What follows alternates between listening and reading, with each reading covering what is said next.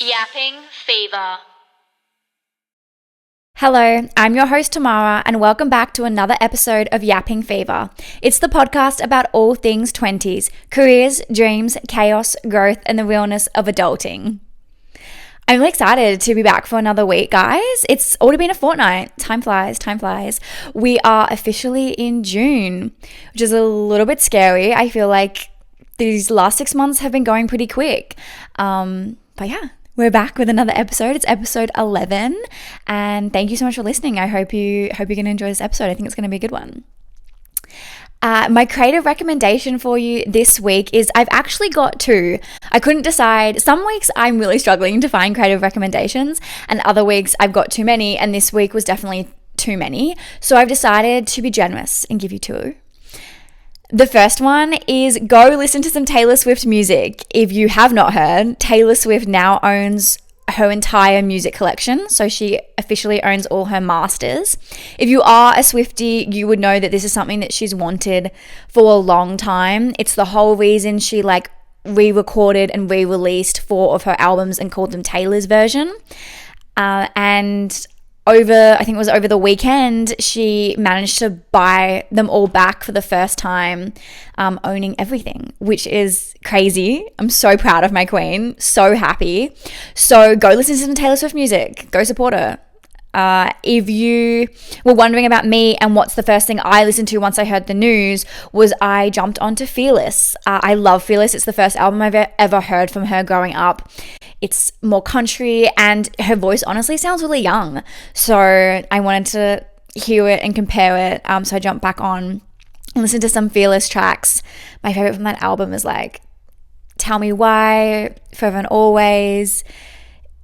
Just, there's so many good ones. I actually can't. And the next thing I also listened to was 1989. I love the OG 1989 version. I think that again, her voice also still sounds young, even though she was 25. But the electric guitar is a lot more prominent. The songs have a different feel than the re-recorded one. I love the re-recorded as well, especially the vault tracks. But the OG is so good. Style is, I feel a lot better on the OG. So that's what I listen to next. I still have to listen to Speak Now and Red, but don't worry. As a huge Swiftie, I will absolutely be listening to the OG versions of that very soon. The next recommendation I have for you is to go see BeetleJuice The Musical. I saw that this week with my mum. We got last minute tickets on the day, $55, and it was so good. I hadn't heard anything about the musical. I knew one song from it called Dead Mum, which is actually quite a popular song, and it's reoccurring throughout the musical. So I knew a mum was dead. But besides that, I didn't know anything. It literally is a musical about death. And it's done in such a funny way. I really liked it. If you've seen the movie, you will like the musical. I've heard that they're very similar. I'd never watched the movie, but fell in love immediately. Within the opening song, I was already laughing, and that happened the whole way throughout. I would go see it again. I kind of really want to. So maybe I can get some last minute tickets again. But yeah, highly recommend that musical. It's on, I think, for still another good month, maybe 2 months in Melbourne. It's also at a theatre that we were at the back because we were in the dress circle, not the very, very back of the dress circle, but in the dress circle, and the view of the stage was really good. Sometimes in some theatres, I went to another one recently, another show, and half the view was restricted and I couldn't see everything. Why this theatre, you can see the whole stage, your view is not restricted. The cheap tickets are worth the money because it's such a good view. So get those cheap tickets and go see BeetleJuice. Okay, for this week's episode, we will be delving into the topic of rejection. Rejection is a big part of life. It happens all the time. And I feel like it's one of those things that can happen subconsciously and you don't realize it. And other times you're absolutely aware of it. I'm in an industry where rejection does happen constantly. They say you can't be an actor, you can't handle rejection. And honestly, I do think it's true. But there's so many different types of rejection. So to start, we're just going to talk about the different types of rejection that you can experience. Number 1 is relationship/friendship rejection. It includes asking someone on a date and they say no, being excluded from social settings or not getting invitations. A relationship ending is also a form of rejection because the person no longer wants to be with you. Career/job rejection. It includes not getting a job after applying, not getting a promotion you wanted, in a team's meeting, your ideas or pitch getting shut down, even no one wanting to invest in you personally, like you as a brand or you as a business, is a form of rejection.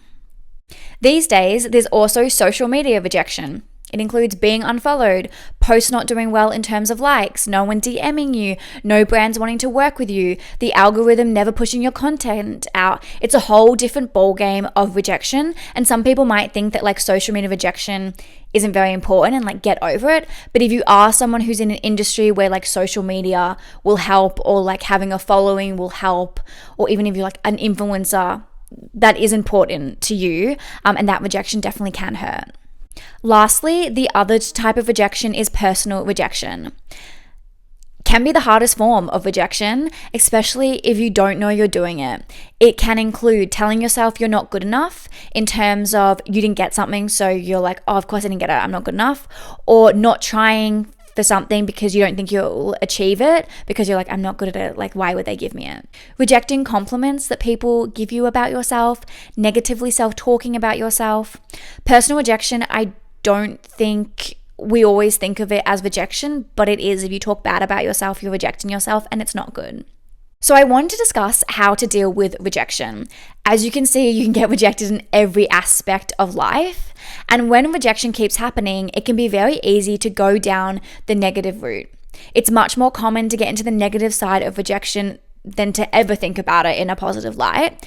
But today we're going to talk about how we can make it easier and look at it in a more productive way, so that when it happens again, because it will happen again. Rejection is something that will literally happen from now until the day you die. You've got a toolbox to remind yourself how to be positive about it, rather than going down this path of being harsh on yourself.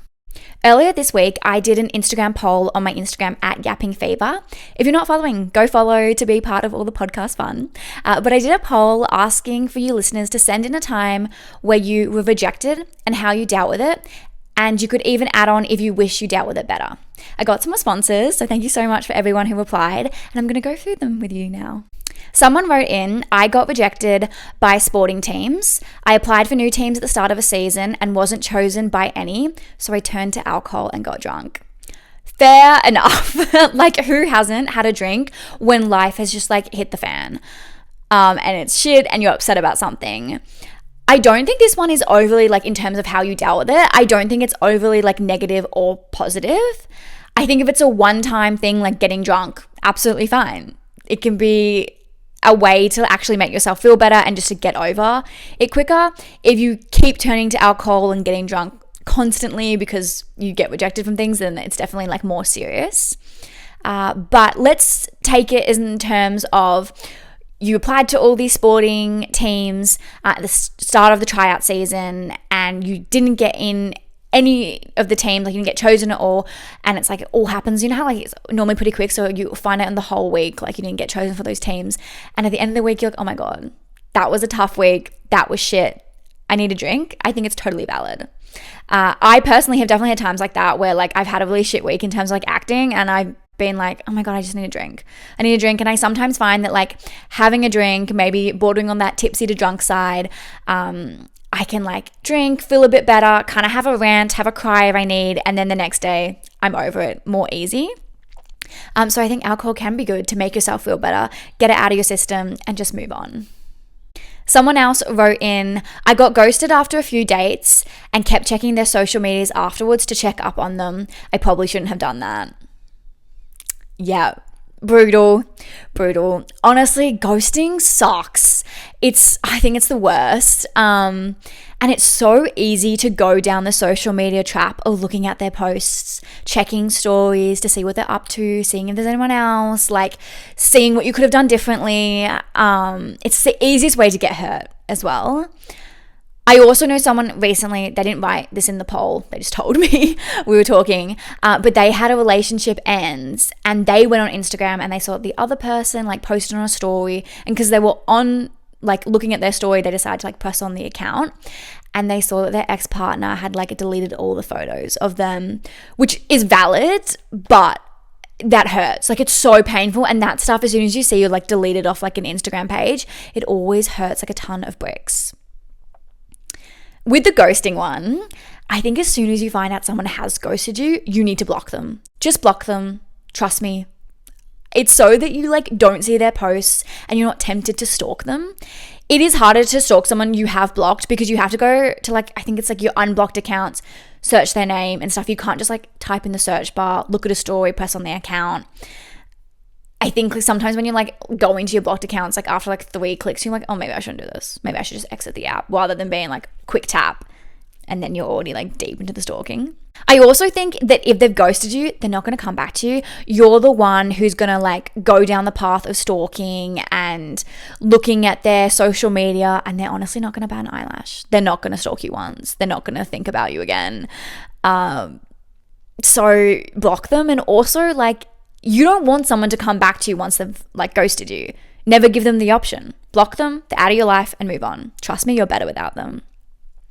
It's a bit harder with the relationship one, like if a relationship ends, especially if you've done the whole let's stay friends. I think you honestly just need some more willpower not to stalk them. However, you can now like follow accounts on Instagram, and then if you press on their account, you can mute all their posts and all their stories. So technically like you're still following them, but you never see anything. And that can help like them not popping up on your feed when you don't want to see it. You can of course still stalk them, but it like eliminates like the stories coming up on your feed, the posts coming up, and I think that can help. The other thing I would say that like if you notice that like since time has passed and you're like you were following each other at the start but then they've unfollowed you, that's when you block them. That's when you can have all the rights. You're like, we're not friends, you unfollowed me, so like I'm blocking you. I personally did that with my first relationship. We ended it, we decided to stay friends on socials, and about 2 months later I noticed he unfollowed me, so I blocked him. Easy done. Like, I didn't really want to follow you, you definitely didn't want to follow me. If you unfollowed me, you're blocked. You don't want to follow me, it's fine, but then you've also lost your stalking rights. The next one someone sent in is, I got rejected from a lot of jobs on the job market, but I just kept applying until I got one. Fantastic. This is a positive one. Congratulations firstly on landing a job. The job market is really tough, I feel like, especially at the moment. So brilliant. That's great. You do need a backbone even just to keep applying for jobs, which clearly you have, which is fantastic. Let's spin this a little bit and say, or if you're having the same problem back home at the moment, say you're applying for jobs, but you haven't landed one yet, and you're kind of running out of willpower. So how can you keep applying, and how can we help with that? Firstly, I would say take a week off if possible, but like if possible and you've got time, take a week off, finish applying to the jobs that you have for this week, and then be like, I'm not going to apply for the next week. I'm just not. Give yourself time to recenter, and then come back in a week's time with a clearer mind and a better attitude to tackle the job market. If that's still not working, here's a few tips. Look over your resume again and see if there's anything you can add, or see if you could word something better to give you more of a chance. Double check the cover letters that you're sending in and make sure that they're hitting all the criteria that that specific employee wants. They do ask for different things, so just don't send a generic one, make it specific. Even if you can like get a new reference from like a job you had recently that you think might help, especially with like the next stages of applying for jobs, perfect. Call someone up, ask them to be a resume. Ask them to be a resume. Ask them to be a reference on your resume. The other thing maybe you could do is if you're feeling overwhelmed, especially if you're applying for so many jobs, like there's so many, like if it's LinkedIn, if it's like job seeker, jobs pop up all the time. So I feel like you can be very like, this is in the field that I'm in, so like it just applies to everything. But that can give you burnout and can make you feel really overwhelmed, especially if you're like, I applied to like all these jobs and I didn't get a callback for any. A callback, I think it's an interview. Get an interview for any. I think like take 2 steps back, look over the jobs you're applying for, and be a bit more specific in the ones that you actually want to get. Because if you're putting all this energy into jobs you don't actually want, it can absolutely make you feel burnt out. And you might get later down the track being like, oh, I don't really want this job. Like, have I wasted time? So instead, I would say look for the ones that you really want, even if it's just for a little while and not for ages, but like only apply to the ones that you really want to have a job in. and put so much effort into those applications. Make sure you're putting 110% into those applications rather than maybe like the 70% you're putting into trying to just apply to every single job that comes in on those websites.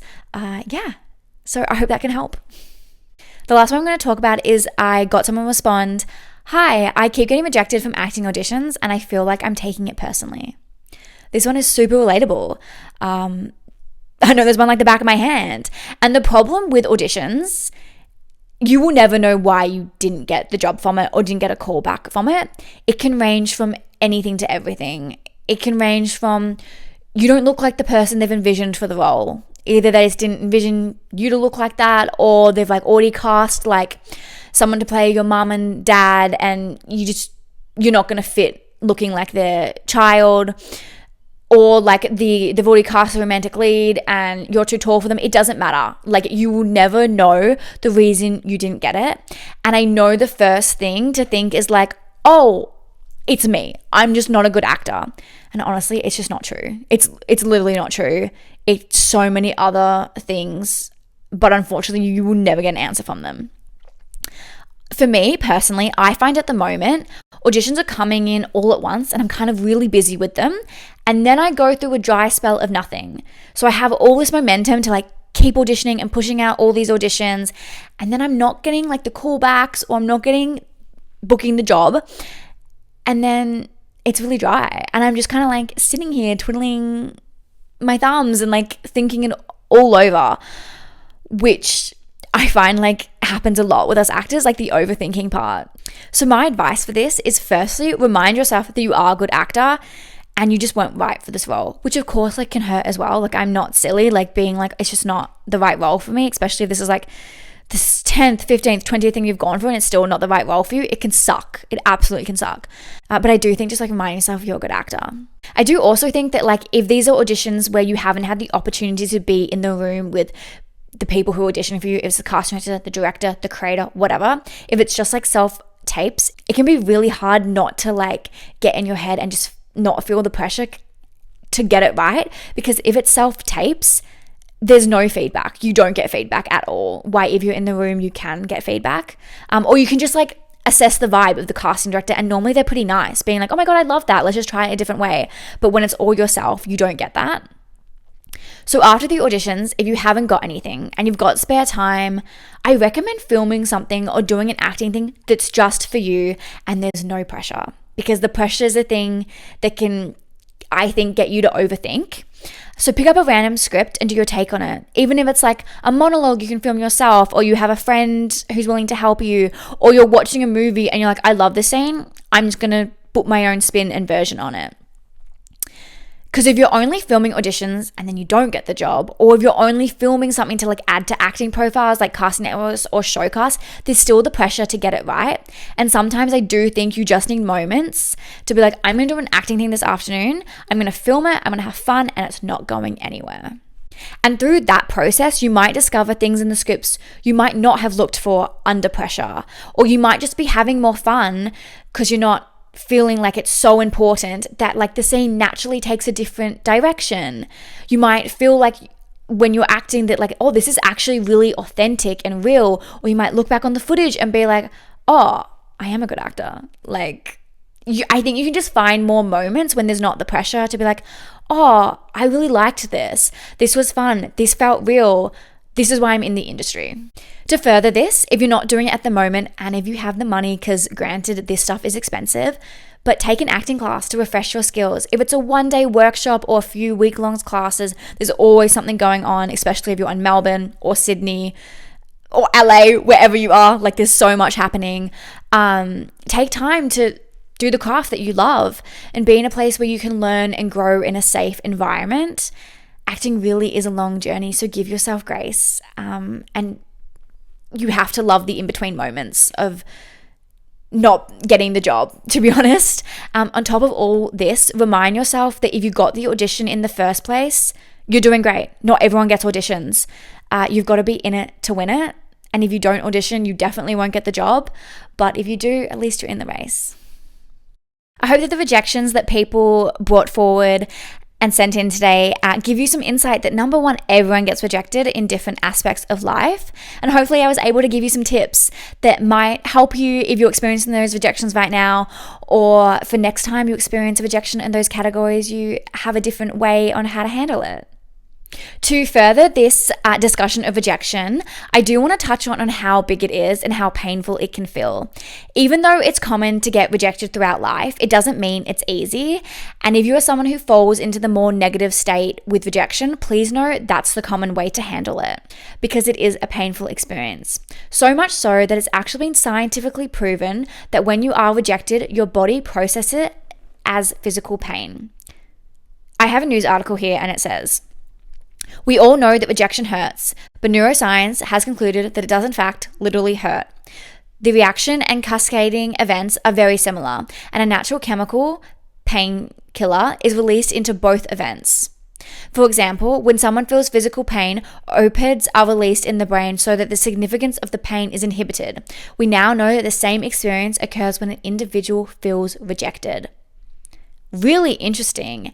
And it makes it make more sense that it's so painful, your body naturally wants to shut down, you want to give up, you want to talk negatively about yourself rather than be oh yeah, I can just easily move on, because it's literally causing you emotionally and physical pain. It's if you were physically injured, you need to take time to get back into physical shape or time for your body to heal. And it's the same emotionally when you feel rejected.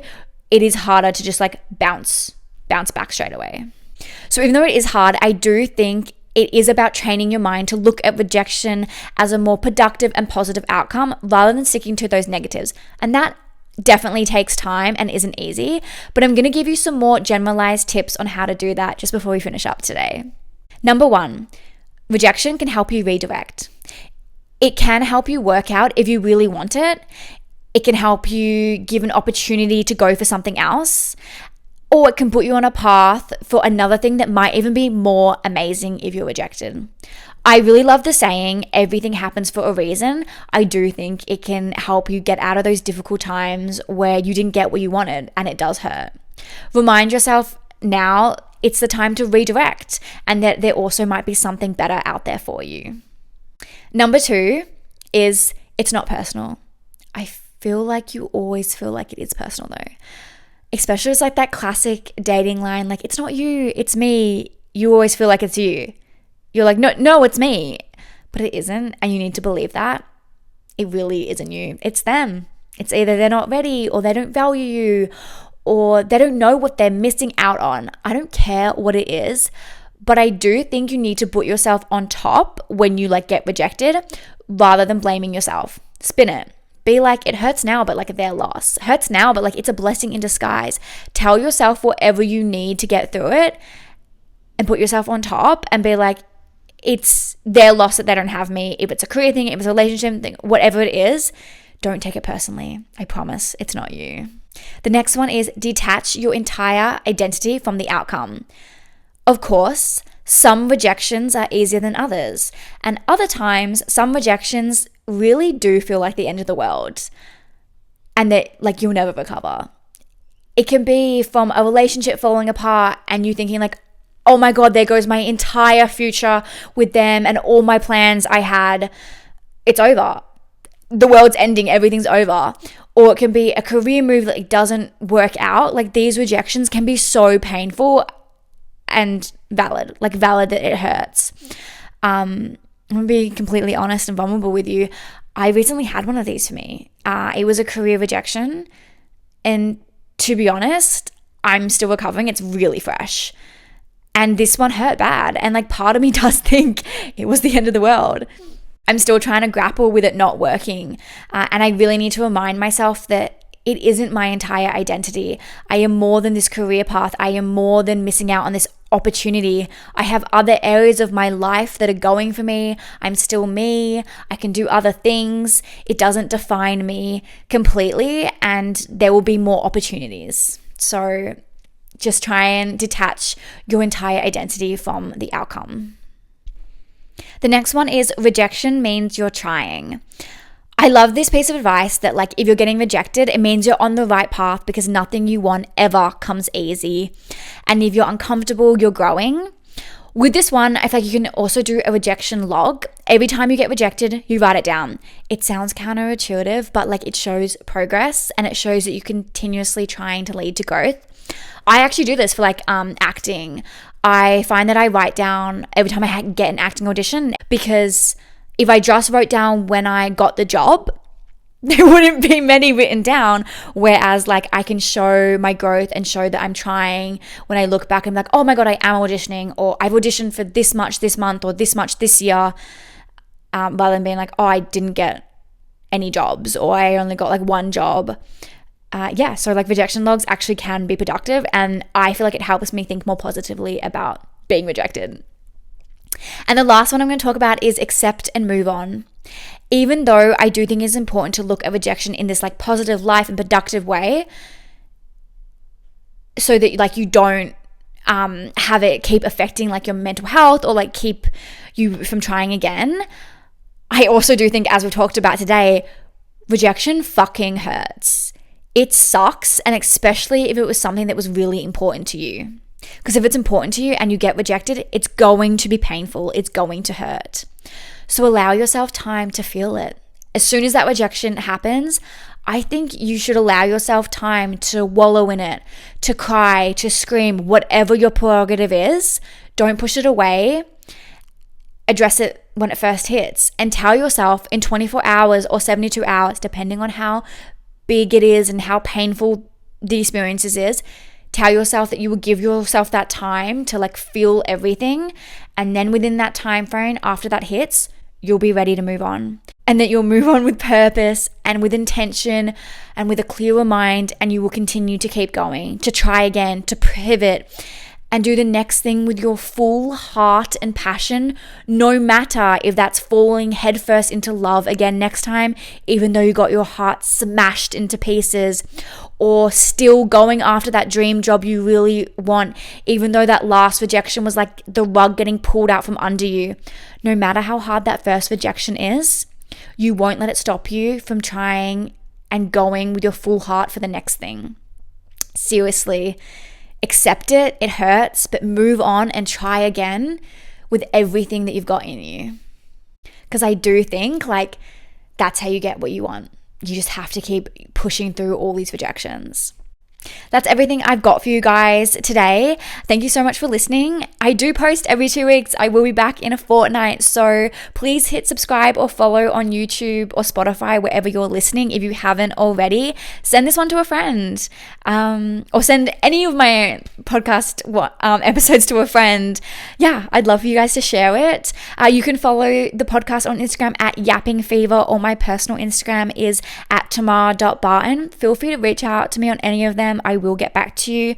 I always love when people type in and give me their opinions, or comment on things and give me their opinions. I'm really open and wanting to connect and make a little community.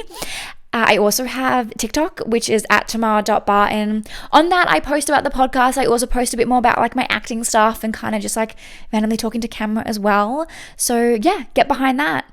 I hope you have a great 2 weeks, and I'll be back in your ears in a fortnight. Thanks so much, guys. Bye. Guys, also, I got a new t-shirt for this podcast app, and it says either yapping or napping. And if that doesn't sum me up, I don't know what does. It's super cute. It's super cute. If you're on YouTube, you probably saw it. But I love it. I'm literally such a yapper, and sleep is my favorite thing. You can also get over your rejections by having a rant, a yap, or having a sleep and sleeping through it. Just FYI.